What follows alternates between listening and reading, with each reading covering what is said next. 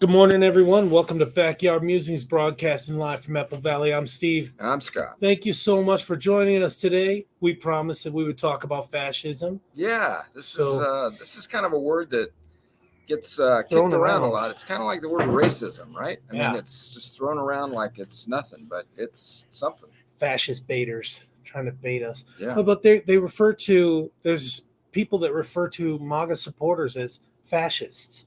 Yeah. So or what is the other group? I'm a MAGA supporter. Antifa, right? Antifa, Which they're anti-fascism. anti-fascism, but they're all about fascism. So Yeah. it's a play on words, definitely. Yeah. So Well, that's how the Democrats do it. You know, I they kind of guess, yeah. twist. Don't say gay. I don't even know if they're just all Democrats, right? They're just kind of all off tilt. You know, they're just anarchists almost. Yeah. They don't like anybody else's opinion and they try to squash it. So Okay, stick with us to the end. You'll be surprised at the end. Fascism is a political ideology and mass movement that dominated many parts of Central, Southern, and Eastern Europe between 1919 and 1945. That's the end of World War I and end of World War II. Right. Well, yeah. So it encompasses both of those, right? Yeah. Yeah. That also had adherents in Western Europe, the United States, South Africa, Japan, Latin America, and the Middle East. In the Middle East, they had the Ba'ath Party that Saddam Hussein was. Yeah. Well, I was going to say, in some of these places, this is still happening. Yeah. Right? Yeah. Cuba, right? Yeah. Well, fascism in Cuba? A little bit more, well, maybe not. I don't know. They're communist. I know, but they just don't like free speech there, right? I mean, you get you into trouble. Yeah. So, but anyway. Europe's first fascist leader, Benito Mussolini, took the name of his party from the Latin word fasces, which referred to a bundle of elm or birch rods, usually containing an axe, used as a symbol of penal authority in ancient Rome. He was a bad dude. Yeah. And putting him together with Adolf Hitler. And Tojo? That was, those guys were. Trifecta, man. Those guys were, that was not a good time for the world. So. No. So although fascist parties and movements differed significantly from one another, they had many characteristics in common, including extreme militaristic nationalism. Okay, so militaristic nationalism, that's like a strong arm. I think of Antifa when I think of that. I don't think modern day, yeah. I don't think any conservatives have the Proud Boys. Are they vicious and I don't know. Violent? Again, I don't really know that much about that organization, other than I know some of them have taken some hits lately, right? A couple of them have been prosecuted and thrown into jail for some of their actions. Like Michigan? I think, some of the rallies that they've gone against, I mean, it seems like everywhere Antifa shows up, the Proud Boys are there, right? And they're there to kind of counter action. So not saying either one of them is in the right, but I mean, you talk about back in the 30s and 40s, right? When Mussolini and Hitler were really winding up, it was all about military, right? Yeah. Hitler Youth. I mean, you getting ratted out. Your own family was getting ratted out by members of that organization, and just bless you. Thanks. You disappear. Literally. Bless you. Yeah. Yeah. So contempt for electoral democracy. We see that today. Yep. Tim Walz recently. Yeah. Get rid of the electoral college. Yeah. What the heck, man? And political and cultural liberalism. These are common denominators of fascism. Right. Well, yeah, you go to some of these rallies, like Ben Shapiro has some talks sometime. He's invited by, the Young American Federation. That guy is sharp, man. He is a sharp guy. On it. And, I forget the other guy's name, Steve Crowder.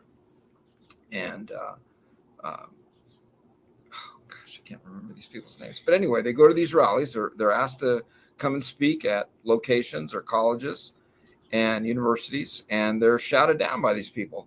What's the deal? Well, they take questions and they answer the questions. They shut down the whole. I've seen them shut down the person asking the question. Yeah, or I've seen where Ben Shapiro's been told that if he enters this hall, he's going to be arrested.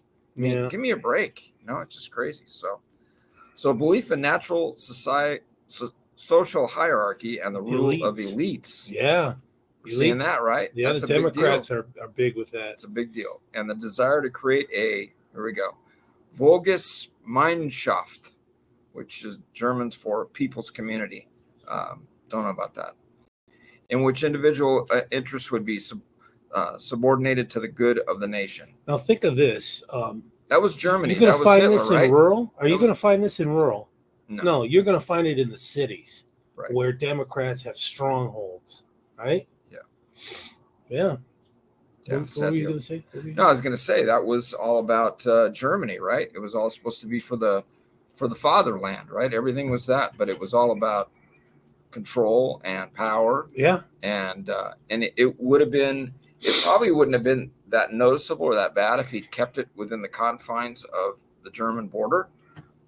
But he wanted more, right? Yeah, he wanted more. Well, and we'll see in this article, I think it's this article, he wanted to get the lands back that the Germans lost after World War I to reclaim. Kind of like Putin and what's going on in Russia today, right? Yeah, but I don't, with Putin, well, you're right, but it's the land of the Rus, It's not like it's Russian territory. They're just a common people. And now he's pretty much broken that by destroying them. I mean, they're never going to go back to being the land of the Rus. Yeah. Okay. At the end of World War II, the major European fascist parties were broken up, and in some countries, such as Italy and West Germany, they were officially banned. Beginning in the late 1940s, however, many fascist-oriented parties and movements were founded in Europe as well as in Latin America and South America. Although some European neo-fascist groups attracted large followings, especially in Italy and France, none were as influential as the major fascist parties of the interwar period. Let's go back and forth. All right, so here we go. So here's some of those parties. In Germany, the Nationalist Socialist German Workers' Party. I'm not even going to attempt to pronounce that. Right, Can you pronounce that? National Sozialistische Deutsche Arbeiterparty. Okay, there you go. Or Nazi Party, which we're familiar with that term, right? Led by Adolf Hitler and representing his National Socialism movement. So check this out. National Socialist German Workers' Party. I mean, I think of AOC and I think of Bernie Sanders, the Democrat Socialists. Yeah. That's what I think of. Yeah. And they claim to want the workers' movement, but they just want power and control. Yeah, and bring the foreigners in to create babies and hopefully get their vote. All right. The Fatherland Front, Vaterlandische Front in Austria, led by Engelbert Dollfuss and supported by the Heimwehr, Home Defense Force, a major right-wing paramilitary organization. Okay. The National Union, or União Nacional, in Portugal. I didn't even realize that Portugal was led that way, but led by Antonio de Oliveira Salazar, which became fascist after 1936. So there must have been something in the water during the late 30s and 40s, right? I mean, stuff was being stirred up. I remember I watched a show about trying to discover who was Hitler's number 2 guy after Hess left. Himmler? Himmler. Yeah. And how they secreted him to South America, and they went through Portugal. That was a base. The Nazis had a base there. Okay. Anyways, I thought that was interesting. The Party of Free Believers, Elefanterophonoi in Greece, led by Ioannis Metaxas. Okay. The Utasa, or Insurgents in Croatia, led by Ante Pavlicek.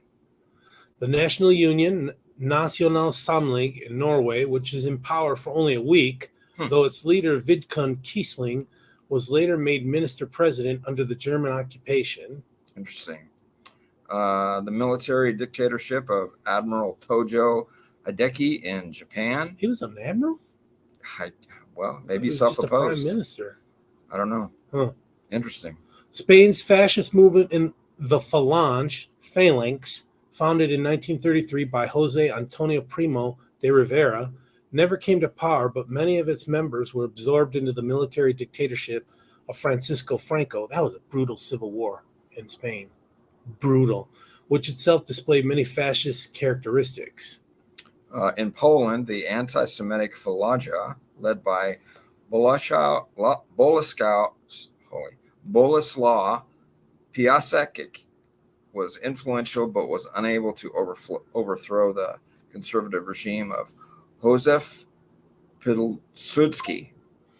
Yeah, so anti-Semite in Poland, and the conservatives shut him down. Very interesting. Vittori Kosola's Lapua movement in Finland nearly staged a coup in 1932, but was checked by conservatives backed by the army. Okay. Crazy. Yeah, so there's been considerable disagreement among historians and political scientists about the nature of fascism.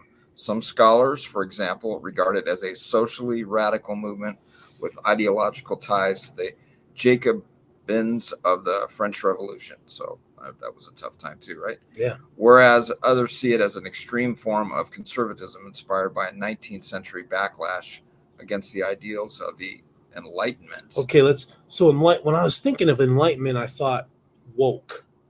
People are waking up. Wokeism. I mean, you could kind of pair the two, Yes.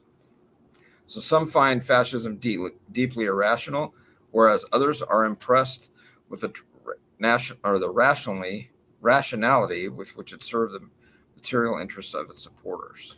Similarly, some attempt to explain fascist demonologies as the expression of irrationally misdirected anger and frustration, whereas others emphasize the rational ways in which these demonologies were used to perpetuate professional or class advantages.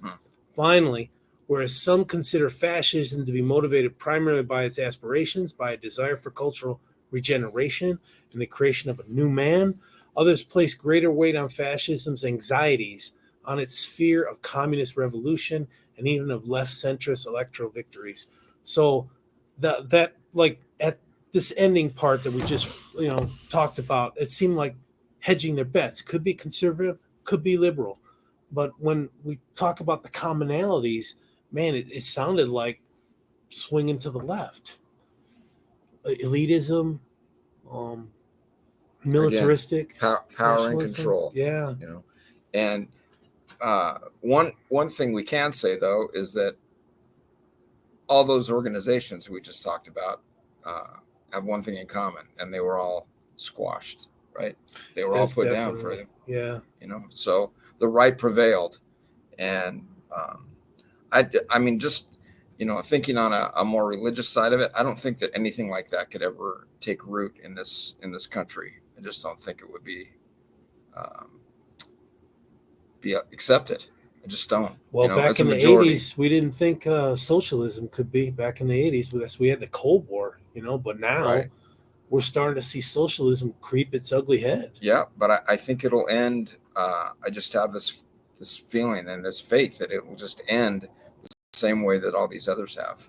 People will finally raise their head and get rid of it. It just doesn't make sense to me. I don't know. Just doesn't make sense. Yeah. But. All right. Well, we told you we'd explain fascism, and I don't know if we can call Democrats fascist or we can call Republicans fascist, but some of their ideologies. I think some of each group have got those tendencies. So. Yeah. So I think it cheapens, comparing Trump to Hitler, it just cheapens Hitler, and fascism is just, I think it's a buzzword to get people excited. Yeah. Agitated. Don't take our word for it. Look at what Hitler did and his accomplishments and his downfalls. Notorious. I mean, he was just a bad dude. And I mean, to compare anybody Trump to him is just, I mean, that's some far out thinking there. I don't even think you could compare Osama bin Laden with him. He didn't kill on the order of what Hitler, Stalin and Hitler. Yeah. Definitely. Yeah. Stalin actually even more, Kublai right? Khan. Yeah. Those guys took killing to a new level. Yeah, it was a sport almost. Yeah. And I mean, again, if you look back on Trump's time, he's been pretty much anti-war. Right? He took out Baghdadi and taking Soleimani, out bad guys, right? Really bad guys. That was kind of a deterrent, right? Saying that's his body count. We can show this. Yeah, we can show that we can do this, and we could take it to the next level, but we don't want to do that. I mean, that's in a nutshell. That's kind of his premise, right? rather than go in and wipe out a whole country like some call, And Netanyahu, I think, is kind of the same way, right? All he's trying to do is finish something that should have been finished a long time ago. Yeah. And it's just been left to fester and grow. It's blowing up and now. It's just taken over like a cancer. You heard Israel attacked Iran yesterday. Night. Yeah, some strategic spots. That's blowing up right there. They're going to retaliate. Taking it to the next level. But yeah, my money's on Israel. I mean, they're a tough bunch. So, well, anyway. we know from Armageddon they all have to come. All nations will combine against Israel. Yeah. Don't understand how or why, but I guess we'll see. Yeah. All right, folks. Thanks for joining us. We'll enjoy your Sabbath tomorrow. Hope you really enjoy it, and we'll see you on Monday. Yeah, we'll talk to you Monday. Take care.